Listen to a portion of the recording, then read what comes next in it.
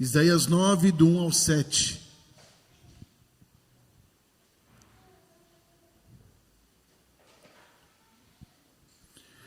Diz assim a santa palavra de Deus: mas para a terra que estava aflita, não continuará a obscuridade. Deus, nos primeiros tempos, tornou desprezível a terra de Zebulon e a terra de Naftali. Mas, nos últimos, tornará glorioso o caminho do mar, além do Jordão, Galiléia dos gentios. O povo que andava em trevas viu grande luz, e aos que viviam na região de sombra da morte, resplandeceu-lhes a luz. Tens multiplicado este povo, alegria lhe aumentaste.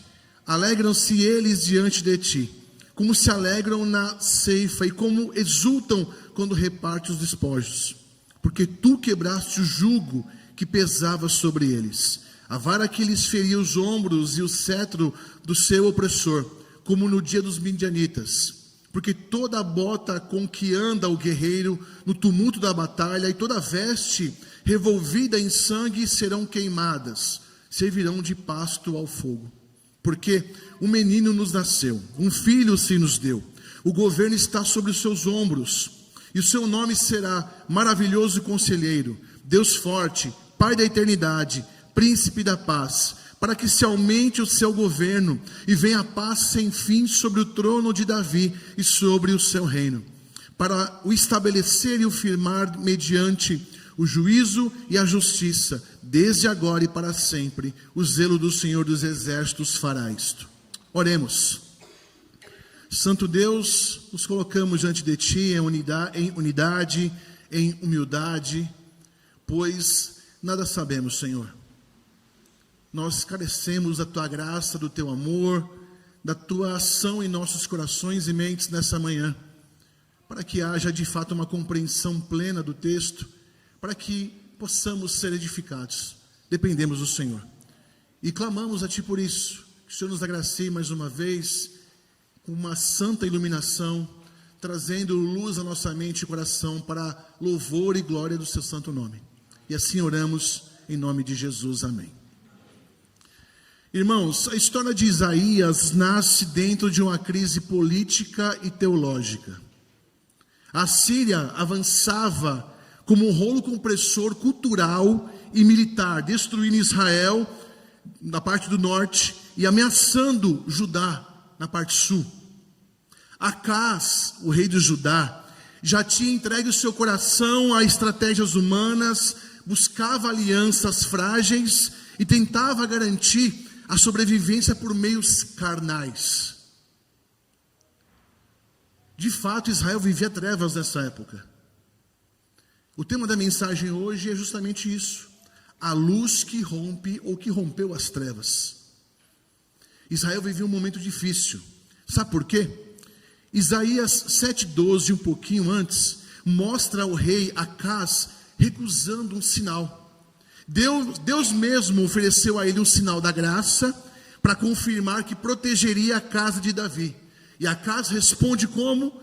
Ele responde espiritualizando, dizendo: não tentarei o Senhor. Mas isso não era uma humildade, era uma rebeldia mascarada. Ele não queria um sinal. Acaz, ele não queria precisar ou depender do Senhor. Ele preferia o seu próprio plano. Depois, um outro detalhe mais agravante ainda, a gente encontra em 2 Reis 16. O rei Acaz procura ajuda da Síria e não de Deus. Ora, quando a pressão política veio, ao invés de dobrar os joelhos diante do Deus da aliança, ele envia um ouro do templo para comprar a proteção da Síria. Mais uma vez, erra diante de Deus. Ele não confiou no Senhor, ele preferiu confiar no rei da época, no rei assírio. O seu salvador, nesse caso, foi um império pagão. E para piorar a situação desse rei, ainda, segundo Crônicas 28, relata que ele introduziu idolatria em Jerusalém.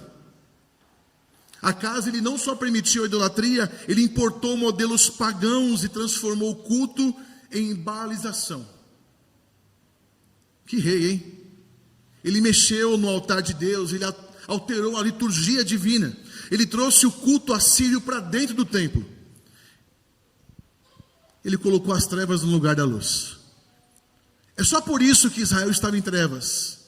Um péssimo rei, que havia destruído aquilo que Deus estava construindo. E com isso, naturalmente, o povo se perguntava: olha, Deus realmente governa a história? Se os ímpios vencem, o Senhor é mesmo o Senhor soberano? Ou então, não seriam os ídolos mais fortes do que o Senhor? Ou então, vale a pena confiar no Deus de Davi? Olhando para esse rei e para sua conduta, com certeza o povo iria levantar essas questões. A nação tinha se metido em trevas, porque escolheu confiar em homens. E o resultado foi inevitável: confusão, perda, desespero. Esse é o cenário do texto que estamos lendo. E Isaías olha para esse caos e diz: sim, vocês mergulharam nas trevas e na escuridão, mas Deus não pretende deixar vocês aí. Graças a Deus por isso. Graças a Deus que toda vez que o homem peca, é Deus que vai de encontro ao homem. Sabe onde nós encontramos isso? No Gênesis. Lá no Éden, quando o homem cai e se esconde, é Deus quem o chama. Ali Deus já manifesta a sua graça. Se não fosse o Senhor chamando e trazendo luz a essas trevas aqui, jamais o povo sairia dessa. Enquanto o rei Acaz é uma vergonha, ele é covarde e ele é idólatra, Deus anuncia o verdadeiro rei que viria. Aqui é um prenúncio claro da vinda de Cristo, da encarnação do Messias, do verdadeiro rei. E Deus sabiamente usa Isaías para fazer esse comparativo daquilo que não é um rei de verdade, apontando para o rei que viria. Tudo bem que esse povo não viu esse rei encarnar, mas creu na promessa do Senhor. E quando olhamos hoje, talvez seja o mesmo cenário das nossas vidas. Nossas estratégias humanas, nossa autossuficiência moderna, a nossa tentativa de controle e autonomia da vida. Achamos que controlamos a nossa vida, mas não temos controle algum. A nossa confiança em política, em economia, tudo isso vai escurecer o nosso coração. Por quê? Porque depositamos nessas coisas a confiança e esquecemos do Deus que nos chamou, do Rei que servimos, que é Cristo. Vivemos uma geração, meus irmãos, que tenta salvar a si mesma, que tenta garantir o seu futuro sem Deus, e que acredita que o novo poder, que o novo método, que o novo governo, que o novo líder será a solução. Não será. A nossa solução é Cristo Jesus. O governo que virá talvez não seja tão bom como esperamos, e não devemos depositar nele a nossa confiança. Sabiamente devemos votar bem, claro, mas a nossa esperança é um governo que virá, que é incorrupto, que é um governo de paz. E é esse governo que Isaías está nos dando a entender. A Escritura nessa manhã, meus irmãos, nos lembra que quando o homem tenta se salvar, ele se afunda. E então, no meio das trevas que nós mesmos provocamos, Deus fala mais uma vez, Deus promete luz, Deus rompe o silêncio. E o advento existe para lembrar isso. A luz não brota da humanidade, ela vem de Deus. E com isso, eu entro no meu primeiro pilar desse sermão. A luz não vem do homem, a solução não está em nós, a luz vem do Senhor. Se Israel estava em trevas, o profeta nos chama para olhar para o lugar onde o próprio Deus fez raiar a luz na vinda do menino rei, na vinda do Messias. Vamos reler os versículos 1 e 2. Olha o que diz, mas para a terra que estava aflita, não continuará a obscuridade. Deus, nos primeiros tempos, tornou desprezível a terra de Zebulon e a terra de Naftali. Mas nos últimos tornará glorioso o caminho do mar, além do Jordão, Galiléia dos gentios. O povo que andava em trevas viu grande luz, e aos que viviam na região da sombra da morte, resplandeceu-lhes a luz. Ora, Isaías declara aqui que a luz surgiria justamente na região onde o juízo começou. Zebulon e Naftali, o lugar do opróbrio, da invasão da Síria, da vergonha, da humilhação, seria o palco onde Deus faria a sua luz nascer. O lugar onde outrora foi de vergonha, agora seria o palco de grande glória e de grande bênção. Não é o homem que faz essa luz, mas é o mérito, e não é o mérito do povo, não é nosso mérito. Não somos nós que acendemos essa luz. É o Pai quem decide onde e quando a luz é acesa. Esse primeiro pilar é que nós reconheçamos que Cristo é a luz que o Pai prometeu. Não há outra luz. Ele é a única luz. Mateus 4,16 diz que essa promessa de luz se cumpre quando Jesus começou o seu ministério na Galiléia das Nações. Ou seja, a luz do advento não é um sentimento, é uma pessoa, tem nome. E essa é a boa nova escandalosa do Evangelho. Cristo é a luz que Deus mesmo, o próprio Deus prometeu. Ele entra nas trevas, ele não se contamina, ele entra na escuridão e não se apaga, ele entra na morte e ressuscita. Cristo é luz que rompe as trevas. E ele é a única luz capaz de trazer esperança real no meio do caos. Ora, ao entendermos o contexto, a gente começa a vislumbrar o que Deus está desenhando. Há um caos político, mas também há um caos no nosso coração. Quantas coisas não roubam essa luz de Cristo que nos dá a direção no dia a dia? Quantas vezes a nossa mente não fica nebulosa nas decisões que precisamos tomar? E aí o que nós escutamos de Deus é que nós nos voltemos à palavra, porque a palavra é o próprio Cristo, é o verbo encarnado. Esse povo precisava ouvir isso, assim como nós também nesta manhã. O nascimento de Cristo foi muito mais do que, lógico que isso não é algo simples, do que morrer por nós e limpar nossos pecados, mas também nos prometer um momento no futuro, onde o seu reinado será eterno, onde o seu reinado, de fato, onde essas dores, essas trevas não teriam mais espaço.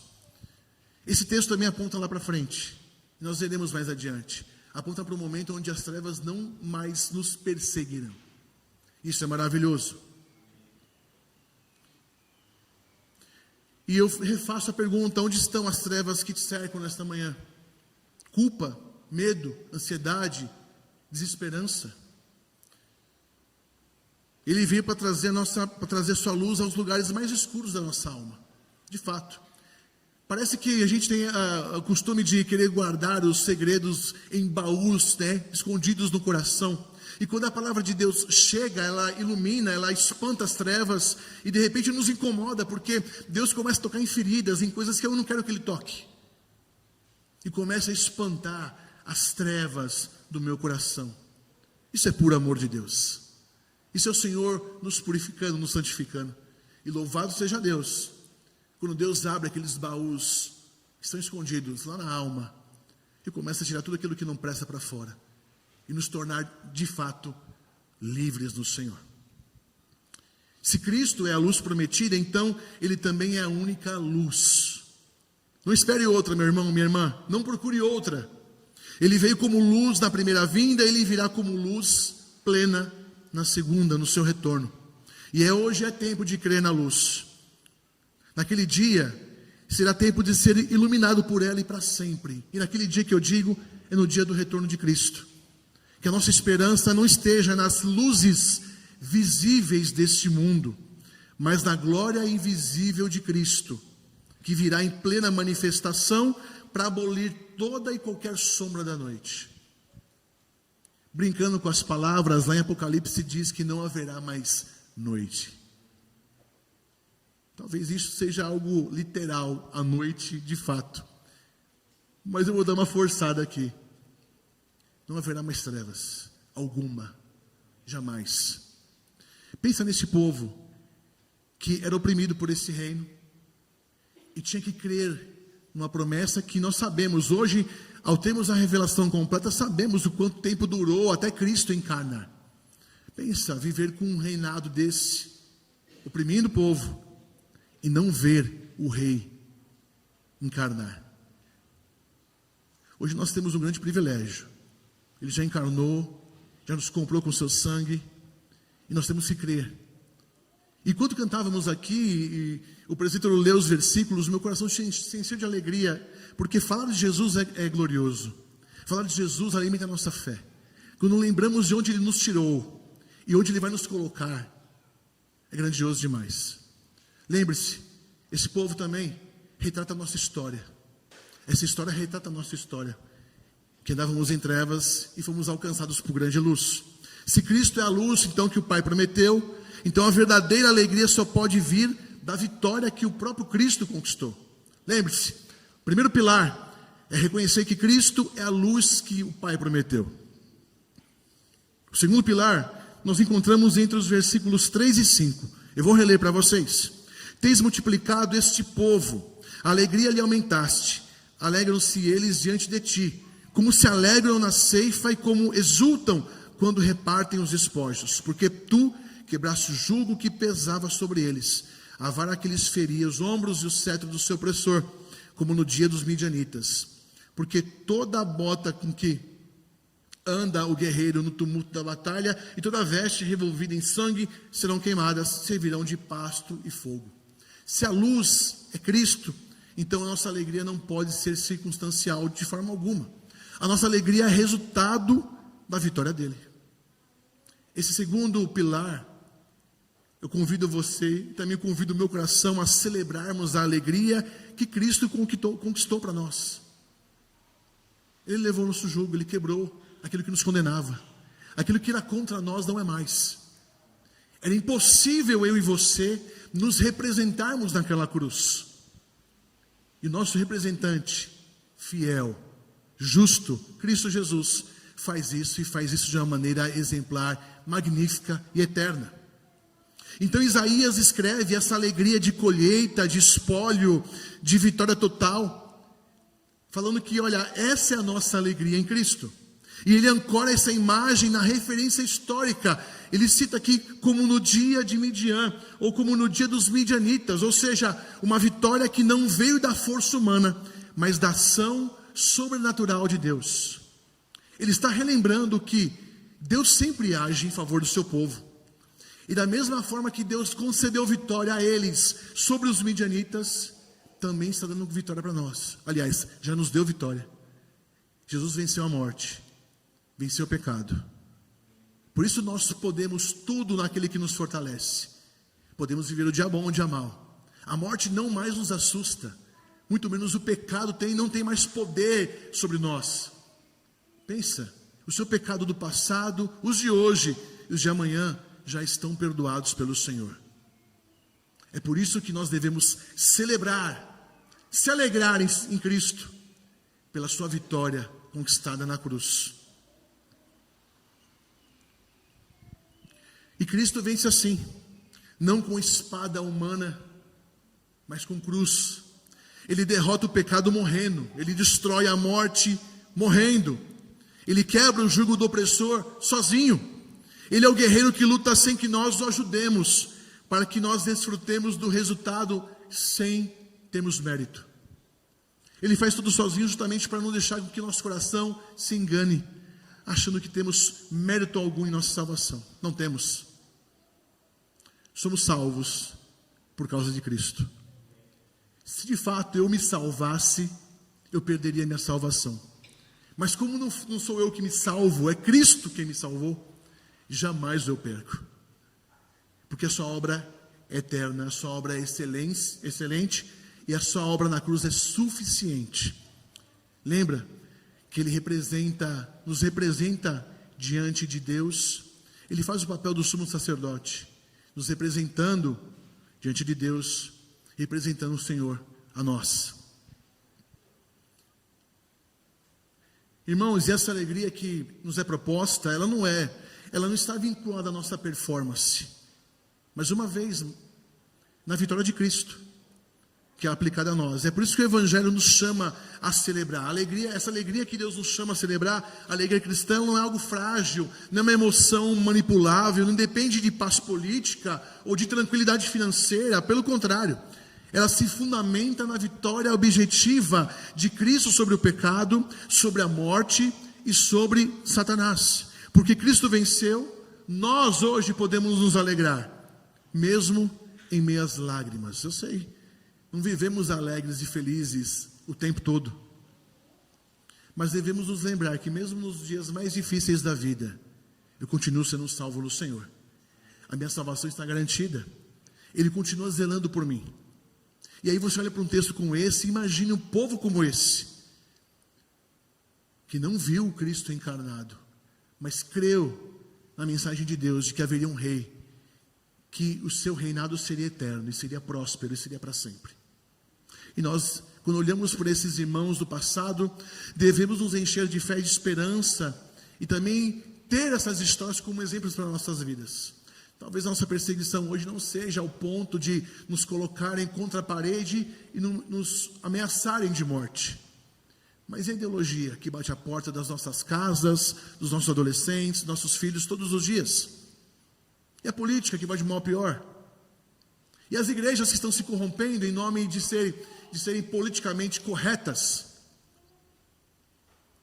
Talvez essa perseguição seja a pior, porque ela é velada muitas vezes, sorrateira em algumas. Quando menos se espera, já tomou corpo, já ganhou, já venceu. Olhemos para Cristo com alegria, sabendo que a nossa vida e a nossa família pertencem a Ele, e que nada pode nos roubar das suas mãos. Glória a Deus por isso. Pare de olhar um pouco para si mesmo e para tentar reproduzir a alegria. Deixa que isso seja espontâneo do seu coração. Nós não somos a fonte de nada. Cristo é. Quer ser feliz? Quer estar alegre? Mesmo em dias difíceis? Olhe para Ele. Olhe para a cruz. Está vazia, Ele está vivo. Olhe para a obra da cruz. Olhe para esse escrito, olhe para o culto, olhe para esse momento ímpar na nossa vida, que é vir se reunir, celebrar a conquista de Jesus por nós. Todos os domingos nós rememoramos a história da nossa salvação. Um Deus que nos convida, um Deus que chamou o povo ao arrependimento, também nos chama, como foi feito na liturgia. E depois, com o coração limpo, purificado, porque nós reconhecemos o nosso perdão, nós recebemos a maior dádiva de todas, que é a palavra do Senhor. Olhe para Ele, olhe para o que Ele conquistou por você e por mim. Olhe o que Ele venceu, olhe o que Ele carregou. Quem olha para Cristo encontra alegria independente do cenário. Ele é fonte da nossa alegria e fonte eterna, fonte sem fim. O que tem te deixado infeliz nesta manhã? Você vai descrever um monte de coisa, e eu também. E o nosso coração é enganoso, ele vai falar um monte de coisa. Coloque tudo aos pés de Cristo. Senhor, me ajuda a ter só em Ti a felicidade. Os bens deste mundo vão passar, as promoções também. E glória a Deus quando Deus entregar isso. Mas nada se compara a conhecê-lo. Nada se compara ao dia em que nós o encontraremos e o veremos face a face. Pensou que você vai olhar um dia e vai ver o teu Cristo, o Jesus Cristo que morreu por você e por mim, face a face? Isso é maravilhoso. Isso deveria ser o ápice da vida cristã, e aquilo que o nosso coração mais almeja, de encontrá-lo face a face. Meu Deus, eu não vou chorar, misericórdia, se eu chorar você me perdoe, hein? Que às vezes escapa, corre sem querer uma lágrima. Bem, se no advento passado Cristo venceu pela cruz, no advento futuro Ele consumará a vitória no juízo final. Ele já venceu, o seu reino já está instituído. Na cruz do Calvário, Cristo institui o seu reino. E quando ele é plenamente consumado, no seu retorno, é o que aguardamos. Aguardamos justamente esse ponto onde Isaías diz que o seu reino vai ser eterno, vai ser próspero. Assim como esses irmãos aguardavam, nós temos o privilégio de estarmos mais pertinhos desse momento. Mas também criamos a mesma expectativa de Cristo retornar. E aí sim, o seu governo maravilhoso nos conduzirá para sempre. Hoje, meus irmãos, a alegria é pela fé no que Ele já conquistou. Naquele grande dia, a alegria será plena, porque nós veremos o Rei vitorioso. E glória a Deus por isso. Então, se Cristo venceu, então agora também precisamos nos submeter ao reino de Deus, ao reino que ele está estabelecendo. E com isso, eu entro no meu terceiro fundamento, que estão entre os versos 6 e 7. Vou relê-los. Porque um menino nos nasceu, um filho se nos deu. O governo está sobre os seus ombros. E o seu nome será Maravilhoso Conselheiro, Deus Forte, Pai da Eternidade, Príncipe da Paz. Para que se aumente o seu governo e venha a paz sem fim sobre o trono de Davi e sobre o seu reino, para o estabelecer e o firmar mediante o juízo e a justiça, desde agora e para sempre. O zelo do Senhor dos Exércitos fará isso. Ora, desculpe, o menino vem para nos salvar do inferno e para governar. Ele não vem apenas nos salvar, ele vem para salvar e vem para governar. E nós devemos então nos submeter ao reino eterno de Cristo. O texto diz: o governo está sobre os seus ombros. Não é um reino frágil, não depende da vontade do povo, não precisa de manutenção humana. É um reino crescente, para que se aumente o seu governo, como diz o texto, um reino de justiça, um reino de retidão. Aqui Isaías está dizendo: o advento não é só resgate, é governo. Quando Cristo vem, encarna, Ele não vem trazer só resgate aos nossos pecados. Como eu falei agora há pouco, Ele vem instituir o seu reino. Cristo reina através da igreja. Cristo já reina mediante a igreja. A igreja nunca para, sempre avança, nunca retrocede. É Cristo reinando através de nós. E quando na teologia nós chamamos da tensão do já, mas ainda não. Já reina, mas não ainda em sua plenitude. E quando será essa plenitude? No seu retorno. No seu retorno, o seu reino será pleno para a glória de Deus. Jesus reina porque Ele é rei. Jesus governa porque Ele é o filho de Davi definitivo. E é o zelo do próprio Senhor que garante isso. O verso 7 fala isso. O zelo do próprio Deus é quem garante isso. Nada depende do homem. Tudo é obra divina. Glória a Deus por isso. Porque isso nos coloca no nosso devido lugar. Com o perdão da palavra. Somos lavados pelo Senhor. Somos filhos de Deus. Mas somos muito pequeninos. Somos poeira cósmica, se assim eu posso dizer. Não cabe a nós nenhum sentimento de altivez, de orgulho, perante a um Deus que criou todas as coisas. Pelo contrário, naturalmente, ao ouvir uma palavra, ao ouvir Deus falando conosco, não há outra reação senão nos curvarmos em humildade e humilhação. Humildade e humilhação mesmo diante do Senhor. Um coração quebrantado, não há outro resultado. Todos os homens que tiveram um encontro marcante com Deus se prostraram. João caiu como quase um morto em Apocalipse, quando viu Cristo glorificado. Nós não ficaremos de pé. Nós, ao encontrarmos com o Senhor, também nos renderemos em adoração àquele que vive para sempre, ao Criador de todas as coisas. Esse aqui é o ponto decisivo, irmãos. Ele governa para sempre. Isso coloca todos os outros poderes no lugar certo, secundário, efêmeros, limitados. Deus possui todos os outros governos em suas mãos. Todos os reis estão em suas mãos. Não importa o império, não importa o partido, não importa a ideologia, o reino que prevalece é o reino do menino rei. É o reino do Messias. Ele é o Senhor da história. Eu sei, é difícil olhar para a história e às vezes enxergar Deus trabalhando na história como ela está hoje. É difícil muitas vezes ver as guerras, ver as lutas, ver tudo acontecendo e associar isso com o Senhor. Mas acredite, Ele nunca perdeu o controle. Jamais perdeu o controle. E esse texto é a prova de que Deus não perde o controle. Ele está enviando a solução para o problema deste povo, também para nós, povo da aliança. Deus é soberano. Seu reino cresce agora pela fé e pela propagação do Evangelho. E será consumado, mais uma vez, na sua segunda vinda, quando cada inimigo for colocado debaixo dos pés do Senhor. Nos submetermos a este reino é isso, é descansar. É pegar as nossas aflições e descansar, as inseguranças e descansar. Ele me salvou, Ele me escolheu, Ele instituiu o seu reino, Ele é para sempre, Ele é o Senhor da igreja. Se Ele tem um propósito conosco, Ele vai nos dirigir. Descansemos no Senhor. Este povo, sem esperança, recebeu essa mensagem como um refrigério para a alma. E naturalmente, se eu estou sem esperança e recebo uma mensagem dessa, eu vou achar que logo, daqui a alguns minutos, alguns dias, no máximo algumas semanas, virá o socorro. Pode não chegar. O socorro talvez material.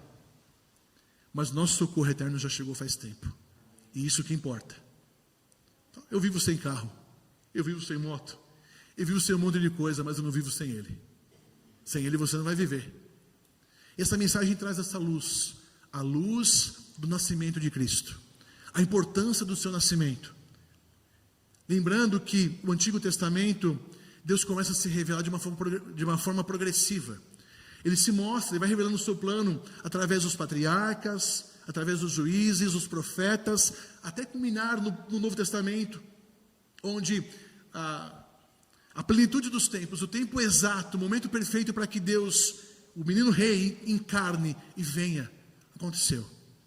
Para nós hoje é fácil termos a revelação completa e trabalharmos isso. Mas mesmo assim, nosso coração é tentado a não crer. Irmãos, se Cristo é Rei eterno, os nossos corações então não podem ser governados por ídolos temporários. Não podem. Todos os ídolos que são falsos, levantados pelo nosso coração, são temporários. Só Ele é eterno. O cristão que confia em Cristo não se curva ao mercado, não se curva à política e não se curva ao medo. Nós devemos nos submeter mais uma vez ao reino do menino rei. Ele reina agora, ele reinará para sempre. Ele já reina no seu coração. Que glória, que maravilha.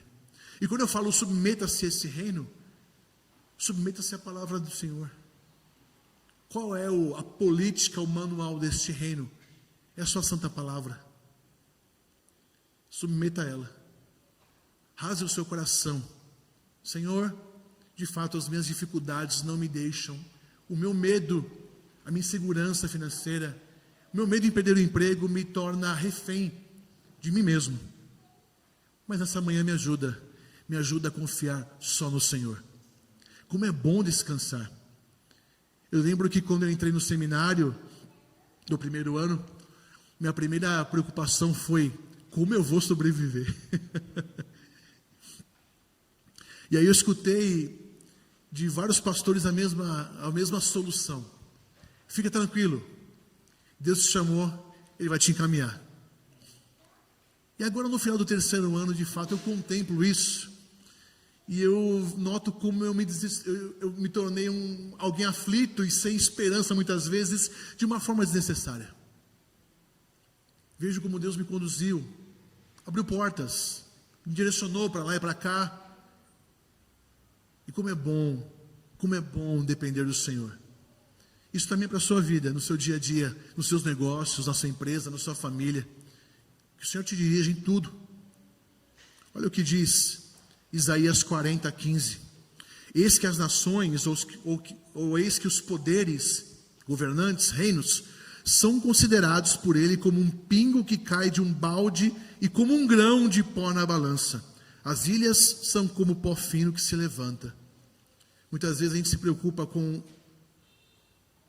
governos e problemas maiores e nos preocupamos com uma motivação correta. Mas Deus considera tudo isso como um pingo num balde. Enquanto os governantes mandam e desmandam, enquanto alguns acham que são donos do mundo e podem fazer o que querem, Deus os considera como um pingo na água. Vale lembrar de Daniel. Deus usa governantes e reis para oprimir o povo, para aplicar o juízo no povo, mas também usa um rei ímpio para libertar o povo. O coração dos imperadores está na mão do Senhor.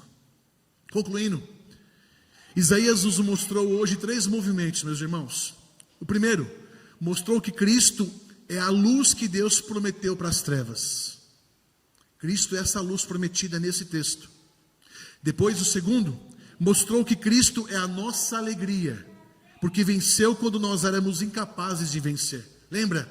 O nosso representante naquela cruz, fiel, perfeito. Terceiro, mostrou que Cristo é rei, e rei eterno, cujo reino não depende do homem, mas do zelo do Senhor, conforme lemos no versículo 7. Tudo converge para ele. Portanto, a mensagem do advento ela é clara. A única esperança real para as trevas humanas é o Cristo que veio e o Cristo que vai voltar. A única esperança para as nossas trevas diárias é Ele. Ele não apenas quebrou o jugo do pecado da primeira vinda, Ele vai exterminar toda a escuridão na segunda vinda. Por isso, não coloque mais sua esperança na política, na economia, na ciência, na sociedade ou em qualquer outro poder humano, porque nenhum reino humano dura para sempre. Só que o reino que você e eu pertencemos, sim, dura. O único reino que atravessa o tempo é o reino do menino rei. E nessa manhã, antes de orarmos, eu quero te desafiar a 3 movimentos pela fé que você, nessa semana, aliás, a partir de agora, de hoje, você submeta o seu coração ao Rei. Submeta seu coração à vontade do Senhor, porque muitas vezes essa vontade é contra a nossa vontade.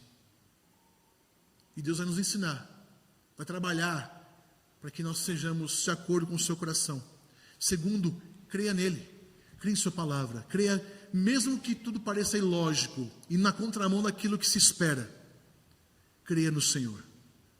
Dar certo não significa ser de Deus. Muitas vezes, o dar errado nas histórias bíblicas foi a mão de Deus trabalhando. Dar certo e dar errado para Deus é certo sempre. Para nós é difícil. Terceiro, viva para Ele. Tudo que você fizer, através do seu trabalho, da sua profissão, da sua vocação, adore a Ele com bons negócios. Adore a Ele com transparência. Adore a Ele com praticando preços justos. Oferecendo bons trabalhos, bons produtos. Oferecendo dedicação na leitura da palavra. Oferecendo dedicação aos filhos na criação. Façamos isso na semana. Submeta seu coração ao Senhor. Creia nele e viva para Ele, para a glória do Senhor.